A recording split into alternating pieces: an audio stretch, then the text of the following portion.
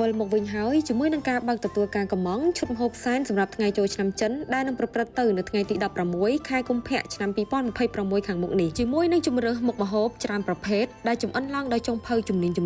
មានបទពិសោធន៍ជាច្រើនឆ្នាំព្រមជាមួយនឹងការវេចខ្ចប់បានយ៉ាងល្អត្រឹមត្រូវមានរសជាតិឆ្ងាញ់តម្លៃសមរម្យនិងមានអនាម័យខ្ពស់រីឯបន្លែត្រីសាច់គឺត្រូវបានភូនីថានបាយ័នគឺជ្រើសរើសយកថ្មីស្រស់ចំអិនជូនអតិថិជនថ្មីក្តៅតែម្ដងភូនីថានបាយ័នយើងខ្ញុំបើកទទួលការកំងចាប់ពីថ្ងៃនេះរហូតដល់ថ្ងៃទី15ខែកុម្ភៈឆ្នាំ2026កាន់តែពិសេសដើម្បីផ្ដល់ភាពងាយស្រួលជូនដល់អតិថិជនហាងបាយ័នយើងខ្ញុំក៏មានសេវាកម្មដឹកជញ្ជូនដល់ទីកន្លែងរបស់ពុកម៉ែពូមីងបងប្អូនទាំងអស់គ្នាផងដែរងាកមកមើលពីការវិខ្ចប់និងការដឹកជញ្ជូនភូនីថានបាយ័នយើងខ្ញុំគឺធានាជូននៅសុវត្ថិភាពជូន 100% ឈុតមហាលៀបតម្លៃ$178មានម្ហូបជាច្រើនមុខដូចនៅលើវីដេអូមួយនេះអ៊ំពុកម៉ែពូមីងបងប្អូនទាំងអស់គ្នាមានជម្រើសជាច្រើននៅក្នុងការជ្រើសរើស